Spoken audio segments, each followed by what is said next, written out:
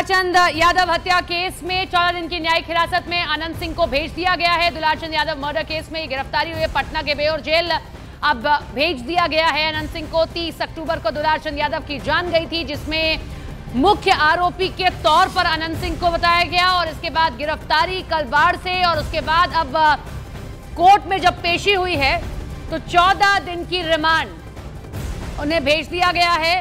पटना के बेउर जेल में रखा जाएगा। 30 अक्टूबर को ये पूरा घटनाक्रम हुआ था, हत्या हुई थी दुलारचंद यादव की। 14 दिन की न्यायिक हिरासत जुडिशियल कस्टडी में भेजा गया है। पटना के बेउर जेल में रखा जाएगा। मोकामा से अनंत सिंह एनडीए के प्रत्याशी हैं, चुनावी मैदान में हैं, चुनाव लड़ रहे हैं, अपना प्रचार ही कर रहे थे। 30 अक्टूबर को गाड़ियों का एक लंबा काफिला था कि तभी कुछ ऐसी घटना होती है जिसमें दुलारचंद यादव की जान चली जाती है, क्योंकि वहां पर अनंत सिंह की मौजूदगी थी।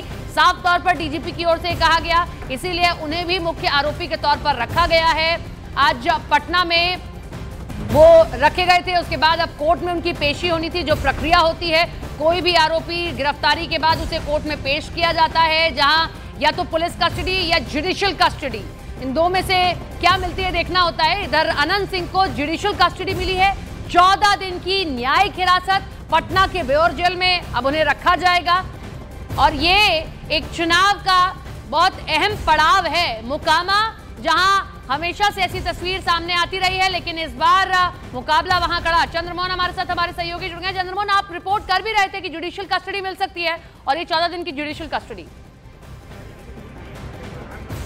बिल्कुल, और सीधी तस्वीर आपको एक बार फिर से दिखाने की कोशिश करेंगे, जहां पर देखिए अनंत सिंह जिस काफिले के साथ यहां पर पहुंचे थे, उनके तमाम पुलिसकर्मी, सुरक्षाकर्मी सामने मौजूद हैं। और जो जानकारी मिली है उसके मुताबिक दूसरे हिस्से में अनंत सिंह अभी मौजूद हैं, जहां पर उनके साथ दो और जिनकी गिरफ्तारी हुई थी वो भी वहां पर मौजूद हैं। 14 दिन का न्यायिक हिरासत में भेजा गया है अनंत सिंह को। और दुलारचंद हत्याकांड मामले में इनको आरोपी बनाया गया था, जिसमें 5 लोगों के खिलाफ FIR दर्ज हुआ था और कल देर रात इनकी गिरफ्तारी हुई थी, जिसके बाद इनको पटना SSP के स्पेशल सेल में रखा गया था। और अब से थोड़ी देर पहले जब मेडिकल हुआ, उसके बाद फिर अनंत सिंह को यहाँ पर पटना सिविल कोर्ट में पेशी के लिए लाया गया था, जहाँ पर पेशी के दौरान मजिस्ट्रेट ने इनको 14 दिन के न्यायिक हिरासत में भेजा है। और सामने देखिए, वो जो सामने आपको काफिला दिखाई दे रहा है, ये अनंत सिंह के सुरक्षाकर्मी में ये तमाम पटना पुलिस के जवान थे और यहाँ पर उनको लेकर SSP के स्पेशल सेल से यहाँ पर पहुँचे थे कोर्ट में पेशी के लिए। तो भारी सुरक्षा व्यवस्था के बीच पूर्व विधायक अनंत सिंह, जो अभी मोकामा से NDA के उम्मीदवार भी हैं, चुनाव मैदान में हैं,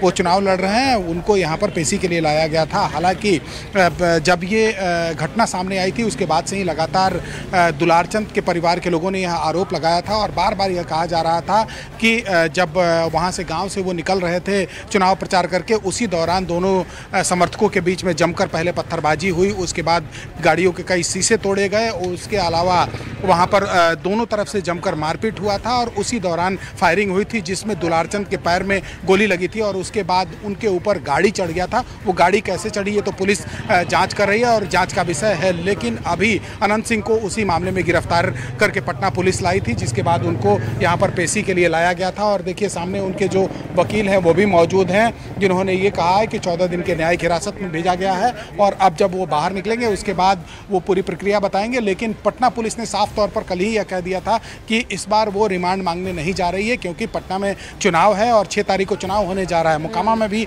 6 तारीख को चुनाव है। ऐसे में पुलिस जो है वो रिमांड नहीं मांगने जा रही थी, जिसके बाद उनको न्यायिक हिरासत में अभी 14 दिन के न्यायिक हिरासत में भेजा गया है।